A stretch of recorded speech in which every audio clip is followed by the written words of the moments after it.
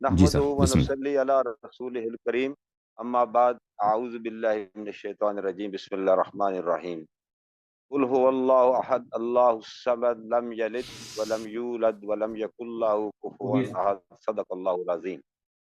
وصلی علی جمیع الانبیاء والمرسلین وعلی آلہ واصحابہ واہل بیتہ اجمعین برحمتک یا ارحم الراحمین۔ محترم ناظرین، السلام علیکم ورحمۃ اللہ وبرکاتہ۔ آج بروز جمعۃ المبارک 7 جون 2024 دو محترم و مکرم عالم دین ہمارے ساتھ موجود ہیں، اور آج ان کے درمیان جو ڈیبیٹ ہے، جو مناظرہ ہے، اس کا موضوع اور عنوان آپ کی خدمت میں عرض ہے، وہ شیخین رضی اللہ عنہما کا اسلام۔ تو مدعی اس میں جناب امریکہ سے ہیں شیخ حسن اللہ یاری صاحب، معروف عالم دین ہیں، سب لوگ جانتے ہیں، اور پاکستان سے ہیں مفتی صفدر عبداللطیف صاحب۔ تو ان کے درمیان گفتگو ہوگی، تو مجھے امید ہے کہ آج انشاءاللہ یہ جو ہماری گفتگو ہے بڑی احسن طریقے سے چلے گی، اور جس طرح قرآن مجید میں سورۃ النحل میں آیت نمبر 125 میں اللہ تعالیٰ کا کلام ہے اور ارشاد باری تعالیٰ ہے کہ آپ آپس میں بہترین اور احسن طریقے سے بات کریں، تو انشاءاللہ مجھے امید ہے کہ آج اچھے طریقے سے بات ہوگی۔ تو جو بھی عنوان ہے اور جو موضوع ہے، اس پر دونوں معزز اور محترم عالم دین اس پر فوکس رکھیں گے، جو سوالات اٹھائے جائیں گے اسی پر ہی وہ اپنے دلائل کو مرکوز رکھیں گے۔ تو مجھے امید ہے کہ میں ان سے درخواست کروں گا، اور دوسرا ایک چھوٹا سا ڈسکلیمر بھی ہے کہ جو بھی خیالات ہیں، ان کے جو افکار ہیں، گفتگو ہوگی وہ ان کے نظریات ہیں، اس سے میرا ماڈریٹر کا متفق ہونا کوئی ضروری نہیں ہے۔ تو میں اسی کے ساتھ ہی انشاءاللہ آغاز کرتے ہیں۔ تو سب سے پہلے میں جناب الشیخ حسن اللہ یاری صاحب سے گزارش کروں گا کہ وہ 2-3 منٹ ابتدائی گفتگو فرمائیں، اس کے بعد پھر باقاعدہ آغاز کریں گے۔ کچھ کہنا چاہیں کوئی آج کی گفتگو کے متعلق؟ بسم اللہ الرحمن شیخ الرحیم، میں حسن۔ بہت شکریہ جی سر، بسم اللہ الرحمن الرحیم، جی بہت شکریہ ادا فرمائیں۔ کرتے ہیں اپنے محترم بھائی طارق محمود ایوان صاحب کا، اور محترم عالم دین فاضل جناب مولوی عبداللطیف صفدر صاحب کا، اور سب ناظرین کا جو اس وقت پروگرام دیکھ رہے ہیں لائیو اور جو اس وقت کے بعد دیکھیں گے، سب کو سلام ہے، اور دعا ہے کہ انشاءاللہ تعالی اللہ تعالی ہم سب کو عافیت دین اور عافیت آخرت عنایت فرمائے۔ اور پروردگار عالم سے دعا ہے کہ اللہ رب العزت اپنے رسول صلی اللہ علیہ وآلہ وسلم اور ان کے عطرت کے صدقے ہمیں ایمان دے، اور اہل بیت طاہرین علیہ السلام کی محبت عطا کرے، اور جس طرح رسول اللہ صلی اللہ علیہ وآلہ وسلم نے دین لایا ہے اللہ کی جانب سے، اسی طرح ہمیں اس کی معرفت عطا فرمائے اور ہمیں نجات عطا فرمائے۔ میں بہت شکریہ ادا کرتا ہوں اپنے محترم مناظر عبداللطیف صاحب کا کہ وہ اس قابل سمجھے ہیں کہ ہمارے ساتھ گفتگو کریں انشاءاللہ۔ تو میں چاہتا ہوں کہ انشاءاللہ، اور امید ہے، آرزو ہے کہ ایک علمی ماحول میں قرآن اور سنت کی روشنی میں بغیر تعصب کے حقائق کو بیان کریں، اور حقائق کے سامنے سر تسلیم خم کریں۔ آپ سب کا ملاحظہ کرنے کا بڑا شکریہ۔ جی جزاک اللہ، بہت شکریہ جناب علامہ صاحب۔ میں اب گزارش کروں گا جناب مفتی عبداللطیف صاحب سے کہ وہ بھی اب کچھ اس بارے میں آج کے پروگرام اور جو گفتگو آگے ہم نے کرنی ہے اس پر کوئی ابتدائی کلمات ہمیں پیش کریں۔ اس پر کوئی گفتگو فرمانا چاہیں تو اجازت۔ بسم اللہ الرحمن الرحیم۔ تمام حاضرین اور ناظرین کو میری طرف سے السلام علیکم۔ اور میں یہی بات کہنا چاہوں گا کہ جتنے بھی احباب ہیں وہ یہاں سیکھنے کی نیت سے اور سمجھنے کی نیت سے بات کو سنیں۔ پہلی چیز تو یہ ذہن میں رکھیں، تو انشاءاللہ اللہ سے امید ہے کہ ہدایت بھی ملے گی اور اسلام مقصود ہو۔ دوسری بات یہ کہ ہمیں امید ہے کہ ہمارے اللہ یاری صاحب جو ہیں وہ اپنے ٹائم کے اندر ہی گفتگو کریں گے، اور ہماری گفتگو کے دوران ہمیں وہ ڈسٹرب نہیں کریں گے، اور انشاءاللہ بندہ ناچیز بھی انہیں ان کی گفتگو کے دوران ڈسٹرب نہیں کرے۔ اگر انہیں یہ لگتا ہے کہ ہم کہیں موضوع سے باہر جا رہے ہیں یا ہم کوئی ایسی بات کر رہے ہیں جن کا ان کو جواب دینا ہے، تو وہ بس صرف یہ کریں کہ تھوڑا سا تسلی سے ہمارے ٹائم کو پورا ہونے، ٹھیک ہے نا، ان کو جو کہنا ہو، اور ان کو لگ رہا ہے کہ جی بندہ موضوع سے باہر جا رہا ہے، تو بھی ہماری بات پہلے پوری سن لیں، اس کے بعد اپنی ٹن کے اندر جو انہیں کہنا ہے وہ کہہ، ٹھیک ہے جی۔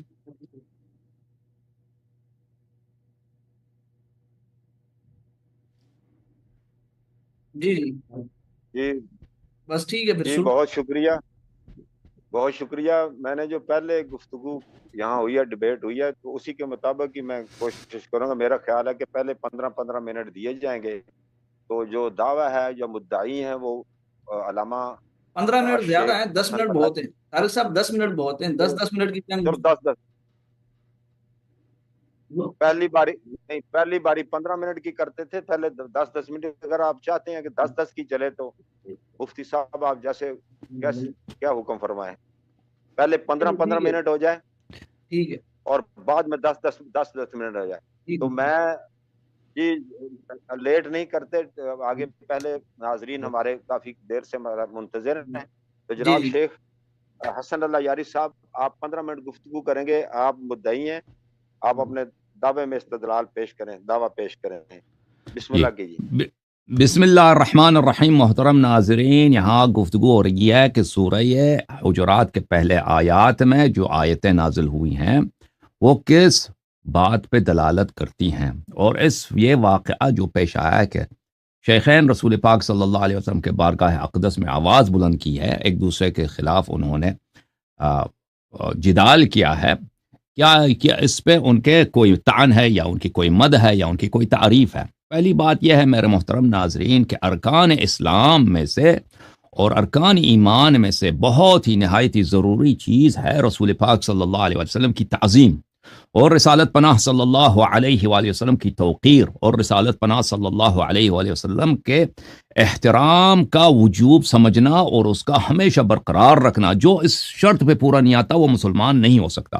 ملاحظہ کریں، اللہ رب العزت سورہ مبارکہ فتح میں فرماتا ہے، بسم اللہ الرحمن الرحیم، انا ارسلناک شاہدا ومبشرا ونذیرا لتؤمنوا باللہ ورسولہ وتعزروہ وتوقروہ وتسبحوہ بکرۃ واصیلا، کہ میں نے حبیب صلی اللہ علیہ وآلہ وسلم کو شاہد و مبشر اور نذیر بنا کر بھیجا ہے تاکہ تم اللہ اور رسول پر ایمان لاؤ اور رسول پاک صلی اللہ علیہ وسلم کی توقیر، نہایت ہی تکریم کرو۔ اور یہ ایسا حق ہے رسول پاک صلی اللہ علیہ وآلہ وسلم کہ اس میں کسی قسم کی لچک نہیں ہے، کسی قسم کی کسی کو بخشش نہیں ہے۔ فرمایا کہ اعوذ باللہ من الشیطان الرجیم، لقد جاءکم رسول من انفسکم عزیز علیہ ما عنتم حریص علیکم بالمؤمنین رؤوف الرحیم۔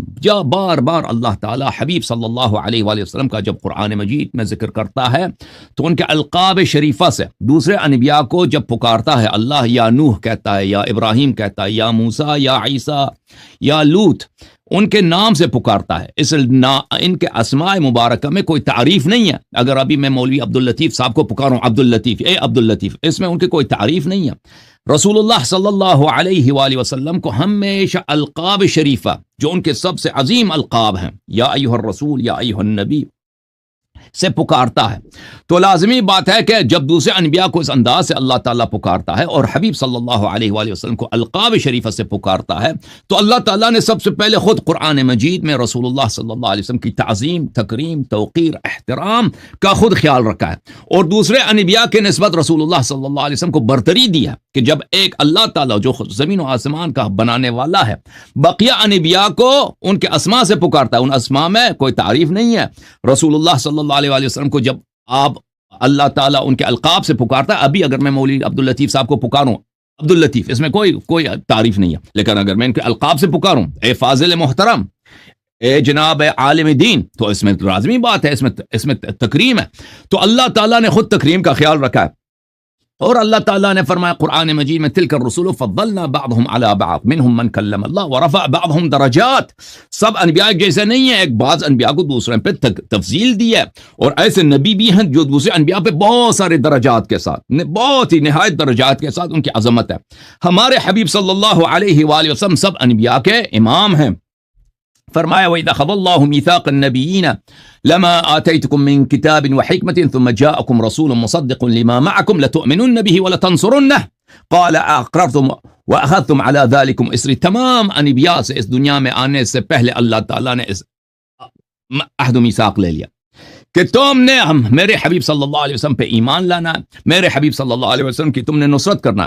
حضرت عیسیٰ ابن مریم علیہ السلام اس دنیا میں جب آئے، وَإِذْ قَالَ عِيسَى ابْنُ مَرْيَمَ يَا بَنِي إِسْرَائِيلَ إِنِّي رَسُولُ اللَّهِ إِلَيْكُمْ مُصَدِّقًا لِمَا بَيْنَ يَدَيَّ مِنَ التَّوْرَاةِ وَمُبَشِّرًا بِرَسُولٍ يَأْتِي مِن بَعْدِي اسْمُهُ أَحْمَدُ، فرمایا کہ میں تورات و انجیل لے کے آیا ہوں اور کیا ہے، میں ایک ایسے نبی صلی اللہ علیہ وسلم کا بشارت دینے والا ہوں کہ تم بنی اسرائیل، تم عیسائیوں پر، تم نصارہ پر اس پہ ایمان لانا، اس کی تصدیق کرنا، اس کی تعظیم کرنا تم پہ واجب ہے۔ میں اس کی خوشخبری دے رہا ہوں، اس کا نام گرامی ہے، اسم گرامی ہے احمد صلی اللہ علیہ وآلہ وسلم۔ تو میرے محترم ناظرین، ہمارے حبیب صلی اللہ علیہ وآلہ وسلم کی عظمت یہ کہ ان پہ جب ایک شخص کو آپ نبی مانتے ہیں تو اس کی تعظیم واجب ہے۔ یہ انسان کا ضمیر کہتا ہے، انسان کا عقل کہتا ہے، اور شریعت بھی یہی کہتی ہے، اور یہ صحابہ کا دستور بھی یہی تھا۔ صحابہ جو مومن صحابہ تھے ان کا دستور یہی تھا کہ رسول اللہ صلی اللہ علیہ وسلم کی نہایت تکریم کرتے تھے۔ ملاحظہ فرمائیے، یہ کتاب البخاری چھاپ دار احیاء التراث العربی، اس کتاب میں صفحہ نمبر 484 میں باب الشروط میں حدیث نمبر 2731 اور 2732، یہاں پر حدیبیہ کے مقام پر رسول پاک صلی اللہ علیہ وآلہ وسلم کی جو ملاقات ہوئی کفار سے، اور عروہ ابن مقصود کفار کی جانب سے ایلچی بن کے آیا تھا۔ وہ کفار کی جانب سے ایک جانا پہچانا شخص اور ایک محترم شخص تھا، وہ رسول پاک صلی اللہ علیہ وآلہ وسلم کے پاس آیا۔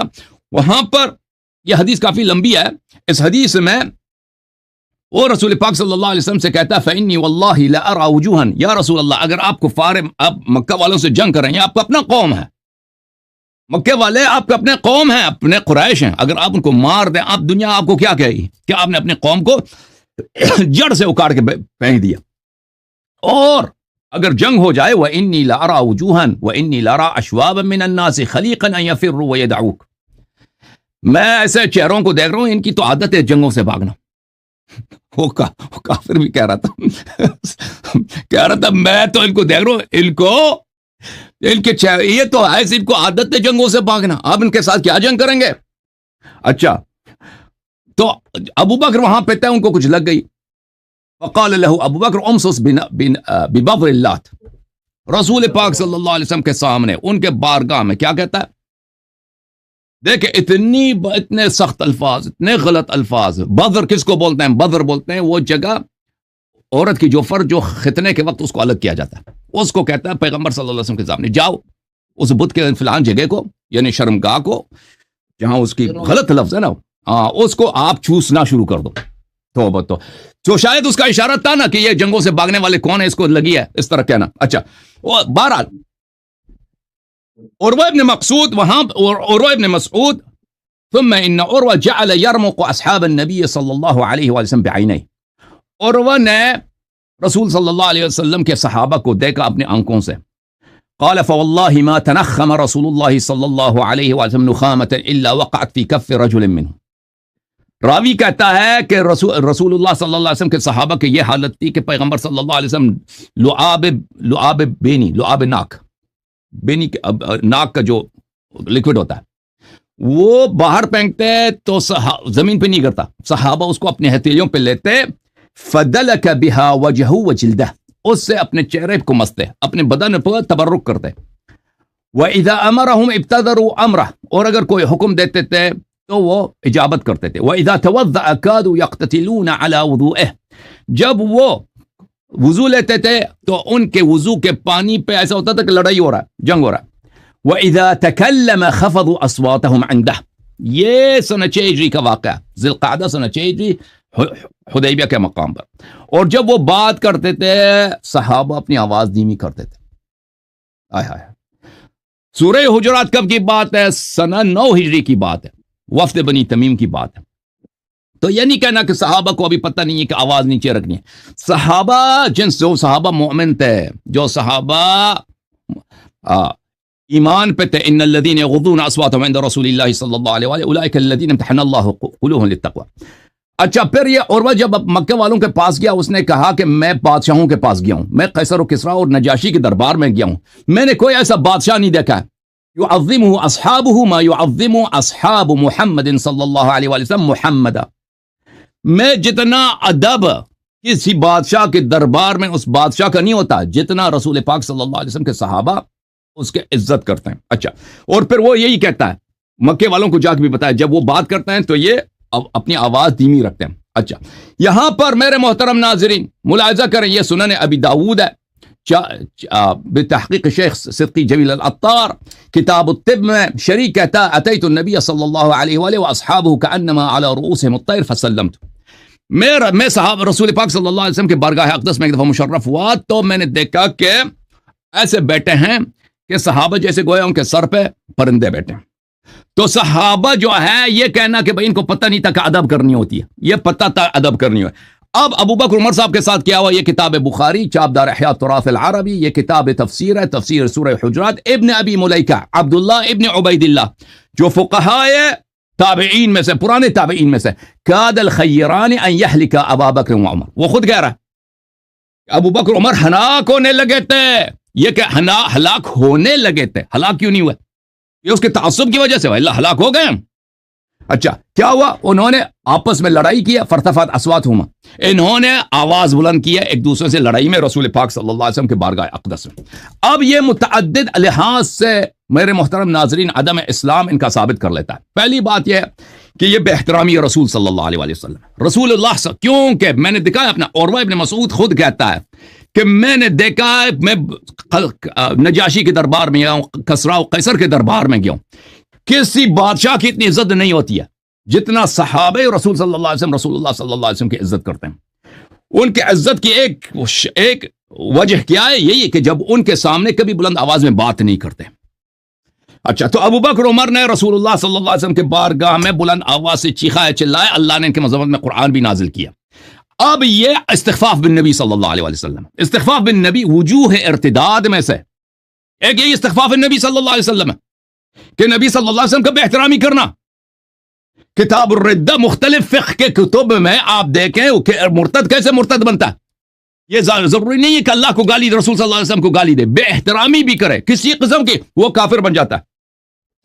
الشفاء بتعریف حقوق المصطفیٰ صلی اللہ علیہ وآلہ وسلم, یہ جلد نمبر 2 ہے, چاپ دار کتب العلمیہ صفحہ نمبر 180.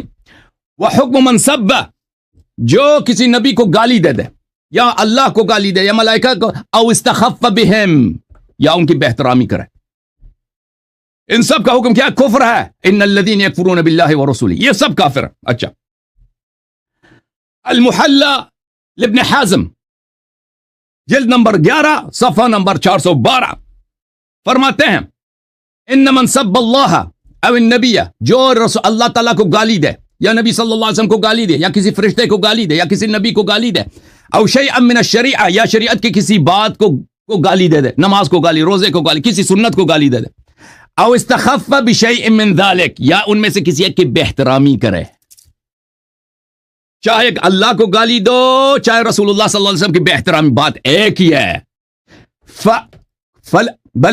فلم يحكم النبي صلی اللہ علیہ وسلم لما اتى به من تعظیم اللہ واکرام الملائکہ والنبیین وتعظیم الشریعہ التي هي شعائر اللہ فصح انه لم يؤمن فقد کفر. کہتا ہے ایسے شخص نے, ہم ان کا حق میں کہہ سکتے ہیں کہ اس نے کبھی اللہ اور رسول صلی اللہ علیہ وسلم پہ ایمان نہیں لایا. جب یہ اگر ایمان لاتا تو رسول اللہ صلی اللہ علیہ وسلم کی بے عزتی نہیں کرتا, ان کے استخفاف نہیں کرتا, ان کی بے احترامی نہیں کرتا, تو ایسا شخص شروع ہی سے کافر تھا. پھر وہ بہت لمبی ایک صفحہ لکھتا ہے, میرے پاس وقت نہیں ہے کہ میں وہ سب لکھ کے دوں, آپ کو پڑھا دوں. یہ کتاب محنغ محتاج الى معرفت معانی الفاظ المنہاج للخطیب الشربینی, یہ جلد نمبر 5 ہے. یہ کتاب الردہ ہے, مرتد ہونے کے احکام.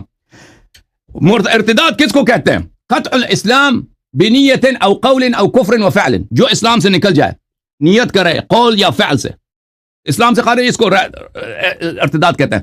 سواء قالہ استعزاء او عنادا او اعتقادا, چاہے کوئی شخص مذاق میں کوئی ایسی کفری بات کہے یا دشمنی میں کہہ دے یا اس کا عقیدہ ہی یہی ہے, وہ مرتد ہو جاتا ہے. فمن نفی الصانع, جو اللہ تعالیٰ کو کہہ دے کہ اللہ کا وجود ہی نہیں ہے, ارتداد ہے, ٹھیک ہے نا. او الرسل, یا انبیاء علیہ السلام کو نفی کر دے، او کذب رسولا، یا کسی نبی کو تکذیب کرے. اب اس کی ذیل میں شارح کیا فرماتے ہیں؟ تکذیب کذب رسولا، کسی رسول کی تکذیب کرے، او سبہ او استخف بھی، چاہے آپ تکذیب کریں کہ یہ نبی جھوٹا ہے یا کوئی بھی نبی جھوٹا ہے، نستجیر باللہ، یا اس کو آپ اس کی بے احترامی کریں، یہ سب کفر ہے. تو میرے محترم ناظرین، یہ کہ رسول اللہ صلی اللہ علیہ وسلم کے بارگاہ میں ان کے بالاجماع صحیح حدیث میں ابو بکر عمر نے آواز بلند کی ہے. آواز بلند کرنا، آپس میں لڑنا، یہ کیا ہے؟ یہ استخفاف بالنبی صلی اللہ علیہ وآلہ وسلم. استخفاف بالنبی مرتد کے احکام میں سے، مرتد کے خواص میں سے بالاجماع، اس میں کسی قسم کا کوئی گنجائش ہی نہیں ہے. بس کفر الحمدللہ رب العالمین ثابت ہو گیا. کس بات کو یہ منع کریں گے؟ یہ منع کریں گے کہ انہوں نے آواز بلند نہیں کی. بالکل آواز بلند کیا. ایک دوسرے پہ چیخے چلائے نہیں ہیں، بالکل چیخے چلائیں. کسی بھی محترم شخص کے بارگاہ میں آپ دان نکالیں. عبداللطیف صاحب دیکھتے ہیں اس کا جواب کیسے دیں گے. آپ کیا کہیں گے عبداللطیف صاحب کہ انہوں نے لڑائی نہیں کیا، آپس میں لڑائی کیا کس کے بارگاہ میں؟ رسول اللہ صلی اللہ علیہ وسلم کے بارگاہ میں. ٹھیک ہے نا؟ کسی بھی عظیم شخص کے بارگاہ میں ایک دوسرے کے ساتھ لڑائی کرو مہمانوں کے سامنے، اس کی بے عزتی ہے، اس کے عدم احترام ہے، عدم تکریم ہے. اور وہ ابن مسعود جو کافر تھا، قریش کا مشرک تھا، حدیبیہ کے مقام پہ اس کو بھی سمجھ آئی ہے کہ تکریم کے مظاہر میں سے ایک مظہر یہی ہے کہ اس کے سامنے کوئی آواز بلند نہیں کرتا. نبی صلی اللہ علیہ وسلم کے سامنے انہوں نے آواز بلند کی ہے. آواز بلند کرنا استخفاف بے ادبی ہے. بے ادبی ہے رسول صلی اللہ علیہ وسلم بالاجماع کفر ہے، ارتداد دین سے خروج کا نام ہے. ٹائم ختم ہو. جی مفتی عبداللطیف صاحب شروع کریں. بسم اللہ الرحمن الرحیم. الحمد للہ وحدہ والصلاة والسلام علی من لا نبی بعدہ. اللہم صلی علی سیدنا مولانا محمد وعلی آلہ واصحابہ وبارک وسلم. دیکھیں یہاں سورۃ الحجرات کے حوالے سے گفتگو ہونی. سورۃ حجرات کی جو 5 آیات ہیں نا، ان 5 آیات کے حوالے سے، جس میں حسن علی یاری کا موقف یہ ہے کہ معاذ اللہ اس سے شیخین کا کفر ثابت ہوتا ہے. ان کا مدعا یہ ہے. ٹھیک ہے، اب یہاں پر جو ان کا مدعا ہے، تو یہ جو 5 آیتیں یہ پیش کرتے ہیں بطور دلیل کے، ہمارا پہلا ان سے مطالبہ یہ ہے کہ یہ قرآن کو، ایک منٹ تھوڑا سا میرے ساتھ یہ مسئلہ ہو رہا ہے، ایک منٹ جی، ایک منٹ. یہ ایرو نہیں آ رہا یہاں پہ.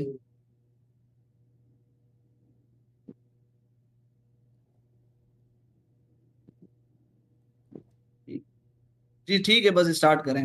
معذرت چاہتا ہوں، میں تھوڑا سا مسئلہ ہو گیا. ٹھیک، دیکھیں پہلی بات تو یہ کہ حسن علی یاری صاحب قرآن کی یہ آیات پیش کر رہے ہیں، جبکہ حسن علی یاری کا موقف یہ ہے کہ قرآن تحریف شدہ ہے. قرآن کیا ہے بھائی؟ تحریف شدہ ہے. جب ان کے یہاں یہ قرآن تحریف شدہ ہے تو معاذ اللہ یہ مشکوک بنا نا، یہ مشکوک بنا. یہ دلیل کس طریقے سے پیش کر رہے ہیں سورہ حجرات کی؟ کس طریقے سے پیش کر رہے ہیں؟ ہمارا پہلا مطالبہ حسن علی یاری صاحب سے یہ ہوگا اور ہے اور رہے گا کہ علی یاری صاحب آپ ان سورہ حجرات کی 5 آیات کو اپنے معصوم اماموں سے پہلے ثابت کیجئے کہ یہ نبی علیہ الصلوۃ والسلام پر نازل ہوئی. ٹھیک ہے، ہمارا پہلا مطالبہ یہ رہے گا، کیونکہ آپ ان کو بطور دلیل کے پیش کر رہے ہیں، بطور دلیل کے. اور دلیل ایسی چیز پیش کر رہے ہیں جس کے لیے آپ مانتے ہیں کہ جی اس میں تحریف ہوئی ہے، اس میں تحریف ہوئی ہے. ٹھیک ہے، تو آپ اپنے معصوم امام سے ان 5 آیات کا نبی علیہ الصلوۃ والسلام پر نازل ہونا ثابت کیجئے گا. صحیح ہے، پہلی بات. دوسری بات کہ دیکھیں سورہ حجرات کی جو آیت ہے، پہلی آیت، یا ایھا الذین آمنوا لا تقدموا بین یدی اللہ ورسولہ، یہ جو پہلی آیت ہے اس کے متعلق میں 4 پوائنٹ اپنے ناظرین کے سامنے رکھتا چلوں. 4 پوائنٹ. ٹھیک ہے. پہلا پوائنٹ کہ سن 9 ہجری کے اندر بنو تمیم کا وفد آتا ہے. بنو تمیم کا وفد آتا ہے سن 9 ہجری کے اندر نبی علیہ الصلوۃ والسلام کے پاس, اور شیخین کا یعنی حضرت ابوبکر صدیق رضی اللہ تعالیٰ عنہ, حضرت عمر رضی اللہ تعالیٰ عنہ, ان کا آپس میں اختلاف ہوتا ہے. ایک صحابی رسول کا کہنا ہوتا ہے کہ جی اقرا بن حابس کو امیر بنایا جائے, دوسرے کا کہنا ہوتا ہے کہ جی حضرت قعقاع بن معبد کو بنایا جائے. تو یہ اختلاف ہوتا ہے. ٹھیک ہے. اب یہ جو اختلاف ہوتا ہے ان دونوں حضرات کا, تو یہ ان سے مشورہ لیا نہیں گیا تھا, انہوں نے مشورے میں پہل کی, جس پر بطور تنبیہ کے اور امت کو بطور تعلیم کے یہ پہلی آیت نازل ہوئی. یہ صرف پہلی آیت. ٹھیک ہے. یہ پہلا پوائنٹ ہے ہمارا, پہلی بات اس آیت کے متعلق. دوسرا پوائنٹ سامعین, کہ شیخین کا یہ جو عمل تھا آپس میں اختلاف کا, ٹھیک ہے نا, آپس میں اختلاف کا, اور اسی طریقے سے جو آواز بلند ہوئی, یہ جو ان کا اختلاف تھا یہ عمل آیت کے نازل ہونے سے پہلے کا ہے. آیت نازل بعد میں ہوئی, عمل پہلے ہوئی. ٹھیک ہے. جب آیت نازل ہی بعد میں ہوئی تو یہ آیت کی مخالفت نہیں کہلائے گی. آیت کی مخالفت نہیں کہلائے گی. یہ بات سامعین آپ اپنے ذہنوں میں بٹھا لیں. اس لیے الایاری صاحب اس آیت کے نازل ہونے کے بعد کسی بھی فقیہ کو, کسی بھی محدث کو, کسی بھی مفسر کو, چاہے وہ اہل سنت والجماعت کا کیوں نہ ہو, اٹھا کر پیش کرتے ہیں. ان کا پیش کرنا غلط ہے, کیونکہ انہوں نے وہ باتیں اس آیت کے نازل ہونے کے بعد لکھی ہیں. ٹھیک ہے. تو شیخین نے جب اس آیت کے خلاف کیا ہی نہیں تو یہ آیت ان پہ فٹ نہیں ہوتی. الایاری صاحب 2 باتیں سمجھ لیں آپ, تھوڑا سا ٹھیک ہے, سمجھ لیں تاکہ اصلاح ہو جائے آپ اور آپ کے چاہنے والوں کی بھی.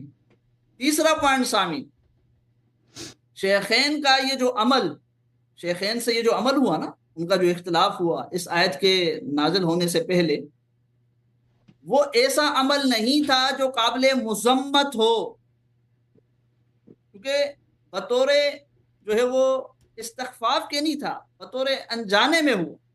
ٹھیک ہے نا. اس لیے قرآن کے اندر اللہ رب العزت نے اس پہلی آیت میں کوئی مذمت کی بات نہیں کی ہے. کوئی مذمت کی بات نہیں کی. الایاری صاحب ذرا ادھر دیکھ لیں اور یہ بات نوٹ کر لیں. اس آیت کے اندر کوئی شیخین کو کافر نہیں قرار دیا گیا. اپنی اس مسکراہٹ کے پیچھے اپنی بے بسی کو نہ چھپائیں, ذرا لکھیں ہمارے اس پوائنٹ کو کہ اللہ رب العزت نے اس آیت کے اندر کوئی کافر نہیں کہا شیخین کو, کوئی معاذ اللہ انہیں گمراہ نہیں کہا. الایاری صاحب دیگر آیات کی طرف جاتے ہیں. اس آیت کے اندر ایسی کوئی بات نہیں ہے سامعین, ایسی کوئی بات نہیں. ٹھیک ہے. یہ 3 باتیں, 3 پوائنٹس. اب آ جاتے ہیں چوتھے پوائنٹ کی طرف.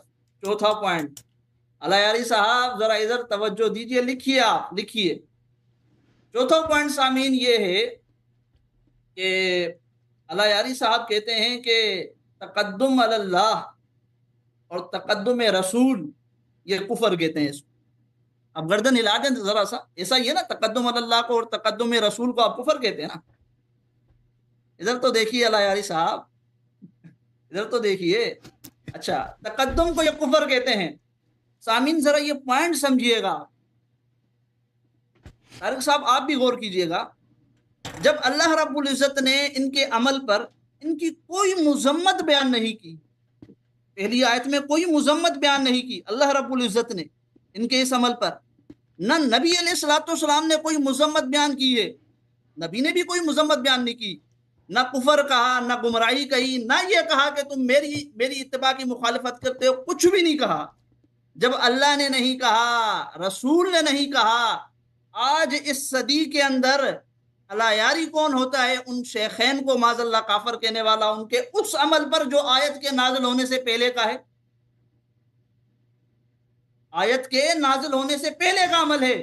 اللہ نے کچھ نہیں کہا، کافر نہیں کہا، گمراہ نہیں کہا، رسول نے کچھ نہیں کہا، اب اللہ یاری کا کافر اور گمراہ کہنا یہ تقدم ہے، یہ تقدم علی اللہ ہے، یہ تقدم علی الرسول ہے۔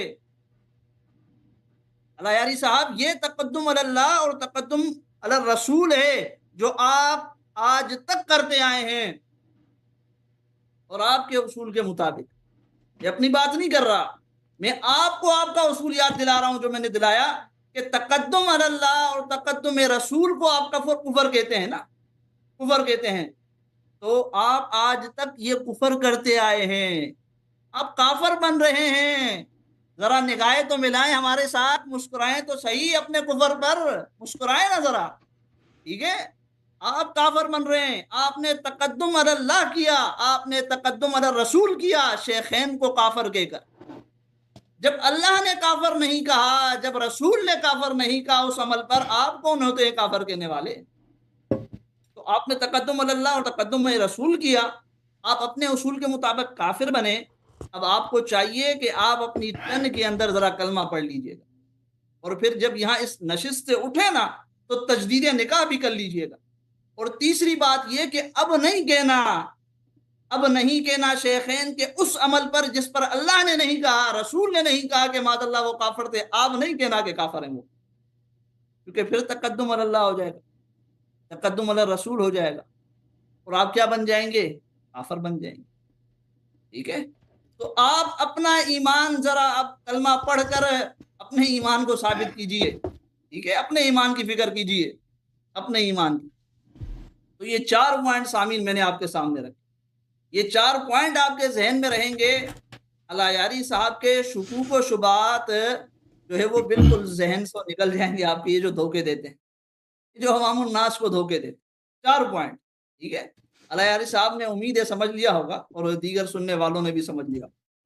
اب آ جاتے ہیں ہم تیسری بات کی طرف۔ تیسری بات کیا کہ میں آپ کو ایک حوالہ دکھاتا چلیں۔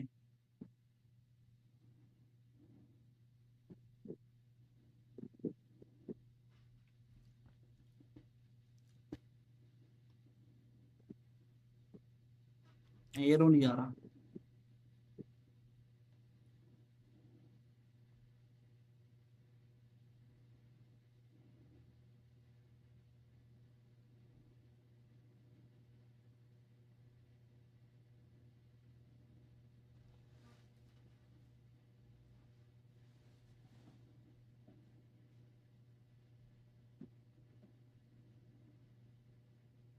یہ دیکھ لیجیے، آپ کو شاید حوالہ نظر آ رہا ہوگا، جلاء العیون، ٹھیک ہے؟ ملا باقر مجلسی کی، شیعہ حضرات کی معتبر کتاب، اور اسے اللہ یاری صاحب بھی معتبر تسلیم کرتے ہیں۔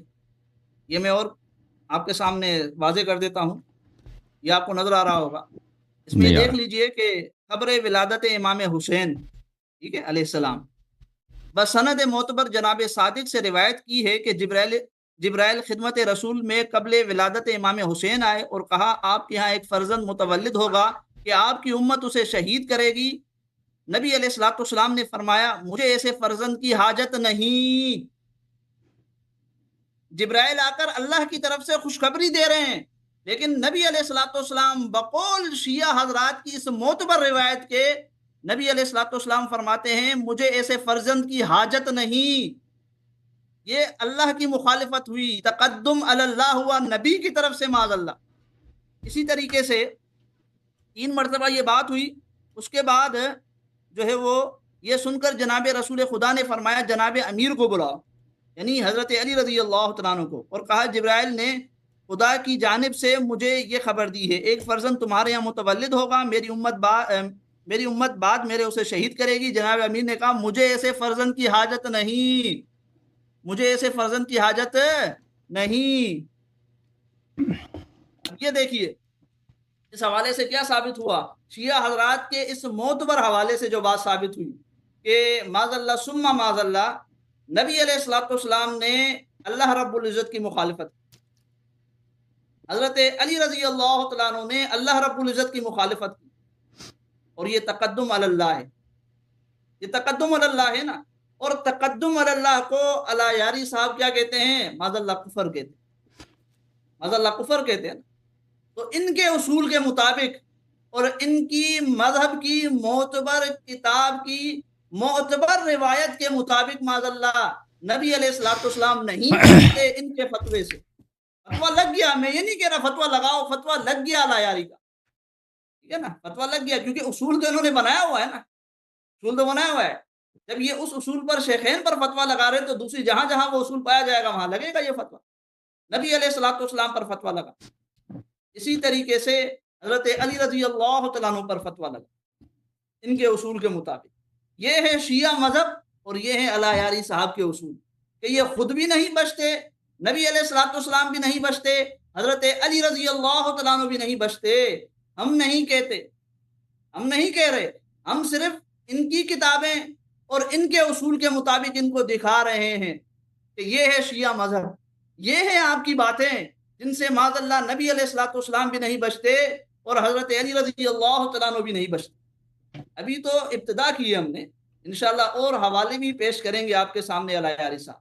تو میں نے اپنی اس گفتگو کے اندر 3 باتیں کی. ایک بات تو یہ کہ آپ قرآن کی آیات پیش کر رہے ہیں سورہ حجرات کی بطور دلیل کے, تو وہ آپ اپنے معصوم اماموں سے پہلے نبی علیہ الصلوۃ والسلام پر اس کا نازل ہونا ثابت کریں, پھر اس کے بعد جو ہے وہ 4 باتیں میں نے آپ کے سامنے کی جن میں سے شیخین تو معاذ اللہ کافر نہیں بنتے, شیخین بری ہیں الحمدللہ ثم الحمدللہ. ہاں, علی یاری صاحب اپنے اصولوں کے مطابق کافر بنتے. اور اسی طریقے سے ان کی مذہب کی معتبر روایت میں نے پیش کی, اس کا بھی ذرا یہ جواب دے. جی جی شکریہ, شکریہ.